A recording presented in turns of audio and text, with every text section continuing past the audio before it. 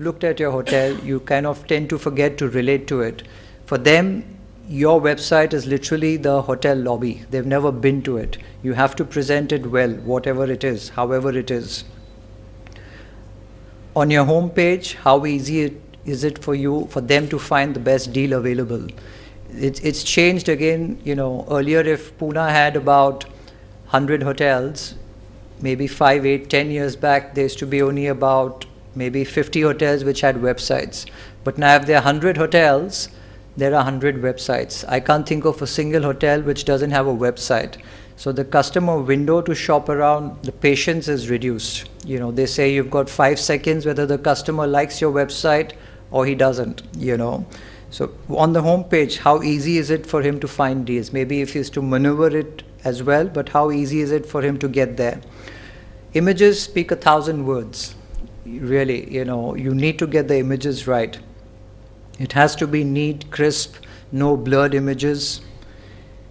How many clicks to complete a booking? There used to be a trend where certain hotels used to have, okay, this is the website, and to go into the booking engine, you click book now. They used to not take you forward till you actually enter the email address. Those days are gone. The customer will probably just leave your website and go. Not too many hotels are doing that now.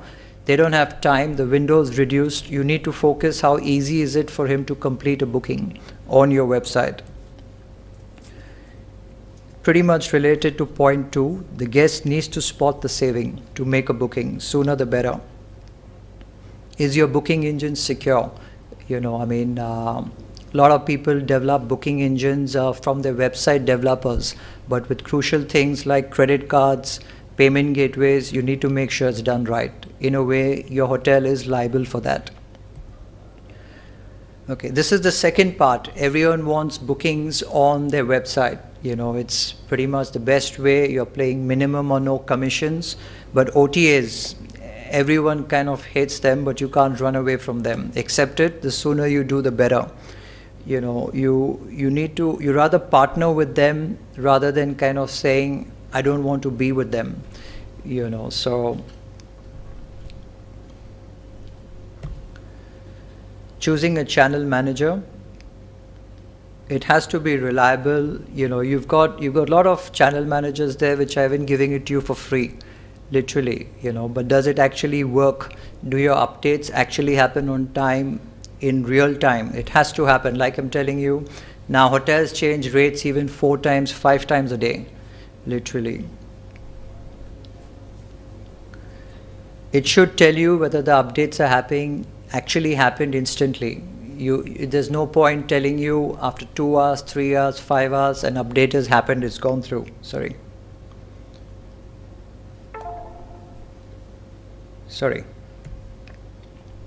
Pooled inventory, quite honestly, I think most channel managers have this now. Rates are controlled dynamically. You should be able to kind of click off a button and change rates. It's probably now about 3:15. You may decide to drop prices if you still have, a good 20 rooms left. I know this hotel is sold out, so it's brilliant. So again, now you've got apps literally to manage your inventory. It may be a Saturday, a Sunday. The person managing your hotel may be at home, but he should still be able to close open inventory. He may receive a cancellation. He may want to open inventory instantly. He should be able to do it from his mobile, literally, or even a computer, a laptop, as long as you've got internet. And it does give you other things as well. You may receive a phone call. Someone is asking you to make a booking. From your mobile, you could enter the booking directly. This is again the best way to find out more about channel managers. Talk to your OTAs. They're kind of talking to various hotels. They would tell you which one would kind of suit you the best. Certainly don't go for the cheapest one. If you look at it logically, what a channel manager normally would charge you, I can promise you won't even be a room's night and what you would be paying as opposed to that for a month. So don't risk your hotel revenue. We've seen so many hotels, going for saving that 2,000, 3,000 rupees have kind of moved to different channel managers, but in the bargain, they've lost in lakhs. So think twice. Even if at all you want to move to a cheap channel manager, try going live with just 1 or 2 OTAs. The ones who are giving it to you for free, tell them you will use just 1 or 2 OTAs to test it before you actually jump into the frying pan, really. So certain things which will always help you, always position yourself with the right star rating. If you are a 3-star hotel, there's no point trying to portray it as a 4-star, 5-star hotel. That's where you'll get negative ratings on places like a TripAdvisor or even feedback from a Booking.com, Expedia customers. If you're a 3-star, it's okay to portray it maybe as a 3.5-star, but don't do it over the top as changing it to a 5-star hotel on the images. That's where your customers' expectations go really high. Yeah. Very important for your property to give the right description of the room. It shouldn't be too much matter. It shouldn't be too little. Load as many pictures as you can. Really, really important. Get it into the right order. You may have your lobby first, your rooms, your banquets. Look on the sequence of the images as well. Invest in a good photographer. It's really, really important. This is probably the most important thing for your OTAs, for your websites. Images will speak 1,000 words. If you place yourself, if you're going to pretty much any hotel website at least, the first thing which would hit you is the images. By default, it just happens. Facilities, again, it matters a lot. What you have, definitely load them, and again, in the correct order.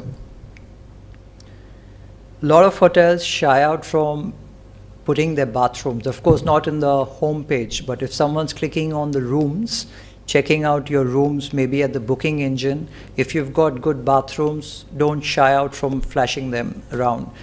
Typically if again you put yourself, if you're checking into a hotel, if you're going on holiday or even on business, moment you're looking at the rooms, or even if you physically go to look at a room, one of the first things you go is like, let me check out the bathroom. So it's very, very important. If you have it well and nice, presented for sure. Not on the home page, yeah. Again, if you've got good views from your room, it adds more value to your room. Flaunt it, why not? 3 things which are very important, especially in a place like India. That's what people ask for. Free Wi-Fi. I wouldn't stay in a hotel which doesn't give free Wi-Fi. Well, my work is connected, but that's the trend, especially with the young generation. If you take it from my perception, if I'm paying even 1,000 rupees more for a hotel with free Wi-Fi, it's more a mental thing. It's a given in today's time. You just need to have it. Free airport pickup, if you could afford it. Yes, in places like a Mumbai, a South Mumbai hotel wouldn't be able to afford it, but if you could, by all means, flash it around. And third one, free breakfast. Though in India it's a norm, pretty much you get most of the time hotels with free breakfast. But remember, people coming from overseas, especially Europe, it's not a norm to have free breakfast. You need to flaunt it if you're expecting overseas customers at least. Brand your rooms well. There's no reason to call a basic room an economy room. You can think of nicer names, and kind of upsell. These are the things you should do where there's no harm in doing. There's no point really calling it a standard room, an economy room. You're kind of degrading that particular room. Think of nicer names, flasher names. So this is another point which a lot of people don't realize. The more inventory you place online for your OTAs, it definitely helps you get more bookings. Certain OTAs like in Expedia, a Booking.com, if they see there's more inventory available, they've got their algorithms right. The more rooms they see are available, the higher they push you on Booking.com or on an Expedia. So think about it. If it's one of the things which is helping your hotel and you have the inventory, why not? Yeah, it's still not caught on in India, where your property management systems, your PMSs are interfaced directly to the channel manager, but it's picking up, really, really picking up. I would think In India, with almost 800 hotels with us, probably about 70 to 80 now, 10% have the PMS interface with the channel manager. But again, you go to developed countries, you go to our home ground, New Zealand. If we've got, say, for example, 100 hotels, 80 are linked up to the PMS. So this trend will catch up for sure. Rate parity, again, that's another thing which hotels tend to think like, oh, it's fine if a travel guru or a Clear Trip or XYZ is discounting my rooms, I shouldn't worry about it. But it matters. It definitely matters, because a booking.com which doesn't create rate disparity, they will tell you once, twice, so-and-so hotel is, so-and-so channel is creating a rate disparity. But if you don't do something with them, the same thing happens. They will pull your hotel down within booking.com. Yes, I also agree simultaneously there's been a slight shift. You cannot tell a Go Ibibo or a Make My Trip right now not to give the 50% discount. Because if you do that, they'll say, fine, not for your hotel, they'll give the deal to your competition. So it's a bit of a fine line. You need to analyze what's going on and then make that call. So a lot of hotels, again, ignore this. You need to thank your guests, be positive about it. The small things matter. Your reviews, that's eventually where it will come to. Just small gestures, maybe an upgrade of some sort, repeating clients. You need to be that little positive thing for them to get those reviews from them. Lastly, your account managers. You have to maintain relationships with your account managers. Remember, if you don't ask, you don't get. So definitely be in touch with them, call them for a meal, call them for a stay, but yeah, you might need to spank them as well for creating rate disparities. The only way to get this sorted is being in touch with them, really. It's so important. So just another thing over here is, for GDS, that's another important topic which will be covered by Sam. Really important point where not too many hoteliers understand GDS as yet, but then, and the same thing for Kammelh, if you think you don't have the right skills or the right people to do it, that's a great choice again. So yeah, question and answers now or later, or any questions for me? No? You can think about it. Maybe at the end we'll have one more Q&A if there is. Cool. Thank you.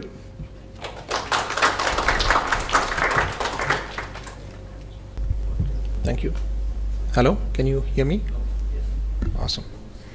Good afternoon, and thank you again for having me here. My name is Samuel Machado, and I work for Sabre. Sabre Hospitality Solutions is part of Sabre. We have 4 divisions: Sabre Travel Network, Tripcase, Airline Solutions, and Sabre Hospitality Solutions. Okay, so I intend to cover these 5 topics today. One is the basics of GDS, best practices, GDS best practices, product development. I just want to show you how the product looks in today's environment, because we keep thinking that Sabre is still the old traditional way where you need to remember those difficult keys, black and blue screens. That isn't the case anymore. GDS media products, what are the different ways in which you can influence the travel agent's buying behavior, and the reporting that is available when you subscribe to our media products. So I think when I meet a lot of hotels and hoteliers in India, I keep hearing these questions. So please let me know if you have similar questions. So the first question that comes to any hotelier's mind is, do we really need it? We keep hearing that GDS is gone, it's outdated, nobody's using GDS, it's the world of online